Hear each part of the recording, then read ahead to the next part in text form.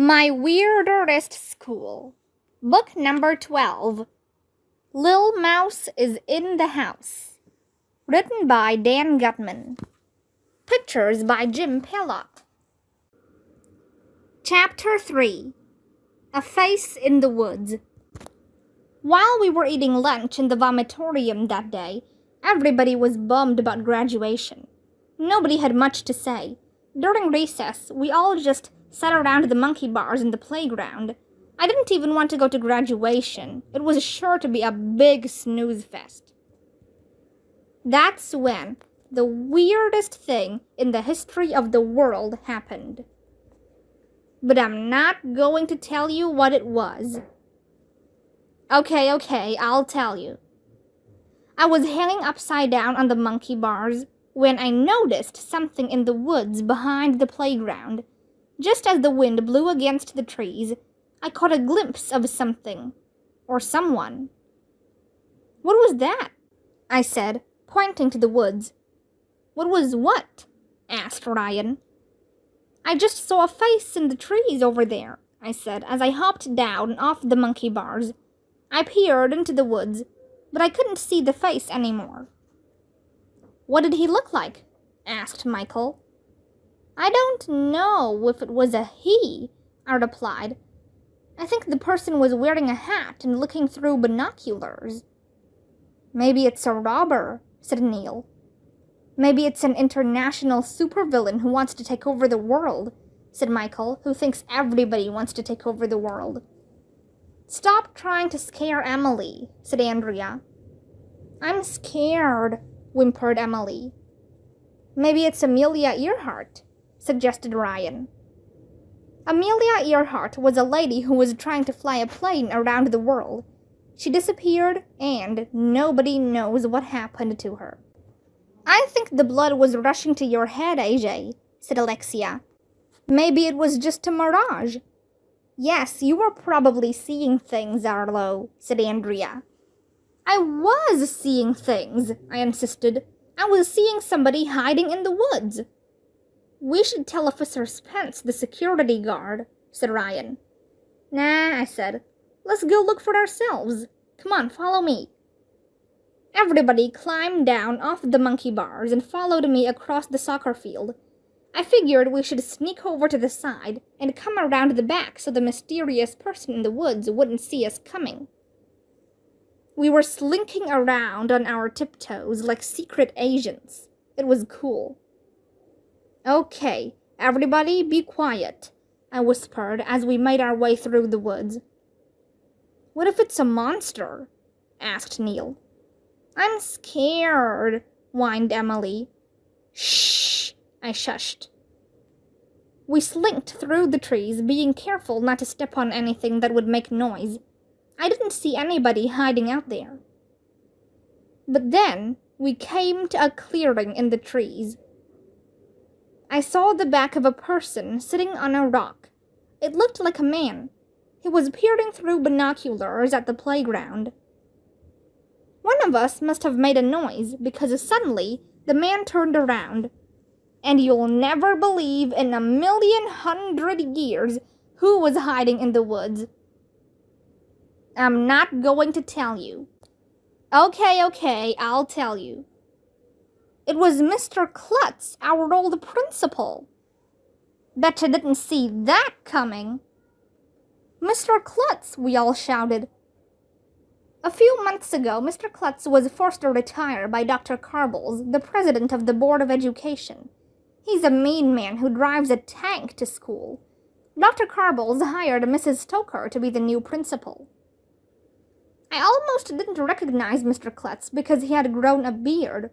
That was weird because it means he can grow hair on the bottom of his head, but not on the top. What's up with that? Instead of growing a beard, it would have been cool if he just turned his head upside down. We all gathered around to give Mr. Klutz a hug. "We missed you," we all said.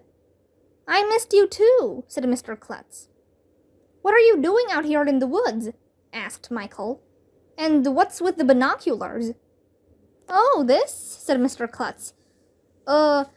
I'm bird watching. Yes, that's it. Bird watching. It's my new hobby since I retired. I just spotted a red-billed oxpecker." Obviously, Mr. Klutz was lying. You can always tell somebody is lying when they say, too much. "Why don't you come to the playground and say hello?" asked Andrea. "Everybody will be happy to see you again." "Yeah," we all agreed. "I can't," Mr. Klutz whispered to us. "I'm not allowed on school grounds. Dr. Carble's got a restraining order against me." "Not fair," said Ryan. "Are you enjoying your retirement?" asked Andrea. "Oh, I, love it," Mr. Klutz replied. "It's, the greatest. I love being retired. It's so much fun. I couldn't be, happier." And then, suddenly, he burst into tears. Clearly, Mr. Klutz didn't love being retired. It was sad to watch him cry. Soon Emily was crying too. Then Neil started crying. Then Ryan and Michael started crying. Then Alexia and Andrea started crying. Then I started crying. We were all crying. "You're too young to retire," said Alexia. "I miss elementary school so much," Mr. Klutz blubbered. "Please don't tell anyone I was crying. Don't tell anyone you saw me out here." "Your secret is safe with us," I said. We group hugged again. And at that moment, bring! Yes, the school bell sounds like bring. Nobody knows why. Recess was over. Chapter 4. Mrs. Stoker is a joker. When we got back to our classroom, Mr. Cooper wasn't there yet, so of course I climbed up on my chair and shook my butt at everybody. "Arlo, sit down," said Andrea, rolling her eyes.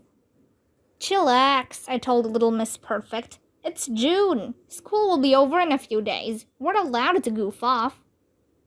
And you'll never believe who walked into the door at that moment. Nobody. Why would you walk into a door? You could break your nose.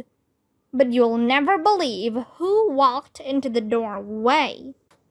It was our new principal, Mrs. Stoker. I thought she was going to punish me for climbing up on my chair and shaking my butt at the class. But she didn't. "Hey, third grade," Mrs. Stoker said cheerfully. "Are you excited about graduation?" "Yes," shouted all the girls. "No," shouted all the boys. "That reminds me," said Mrs. Stoker. "Do you know why M&Ms want to graduate?" "No, why?" we all said. "So they can turn into Smarties," said Mrs. Stoker. "Get it?" We all laughed, even though it wasn't funny. You should always laugh at the principal's jokes, even when they're not funny. That's the first rule of being a kid.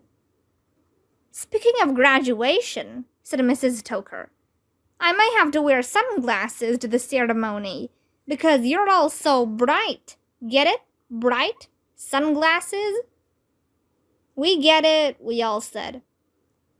Before she was our principal, Mrs. Stoker was a stand-up comedian. She tells jokes all the time. "Do you know why the fish didn't graduate?" asked Mrs. Stoker. "Because it didn't show up for school?" I guessed. "No," said Mrs. Stoker. "The fish didn't graduate because its grades were under C. Get it? Under C? Under C?" After a few more of Mrs. Stoker's bad jokes, it became harder and harder to pretend they were funny. "Tall people graduate at the top of their class," continued Mrs. Stoker. "And Mr. Will, the ice cream man, graduated from Sunday school.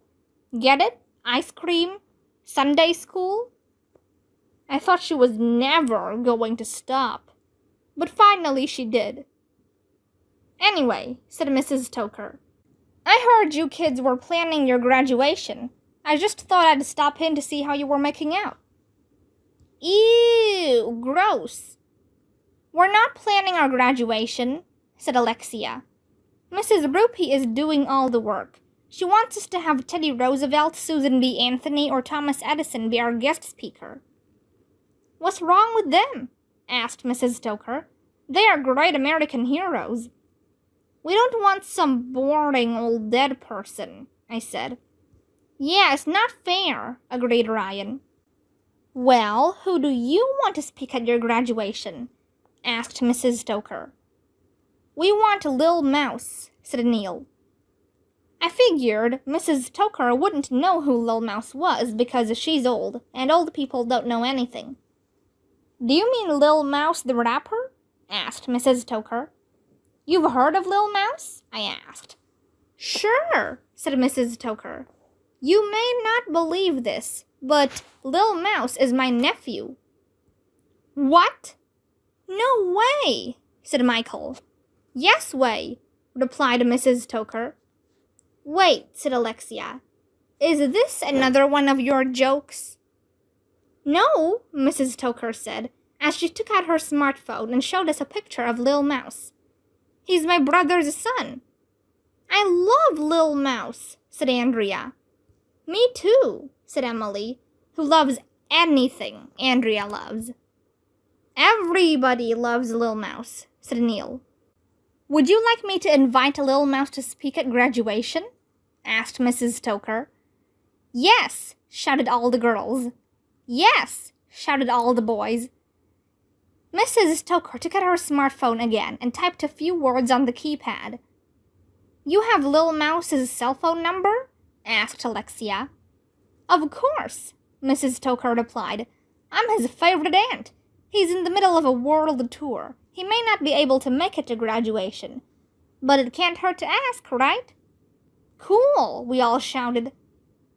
When she finished typing her text, she pushed send, and it told us that Lil Mouse usually replied back to her in a day or two. But a few seconds later, her phone beeped. "Excuse me," she said. "Somebody is texting me." "Oh, it's from Lil Mouse." "What did he say?" we all hollered. "He says he'll do it," said Mrs. Stoker. "Yay!" we all shouted. Everybody was yelling and screaming and hooting and hollering and jumping up and down. Lil Mouse was going to be the guest speaker. It was the greatest day of my life. We were going to have the best graduation in the history of graduations.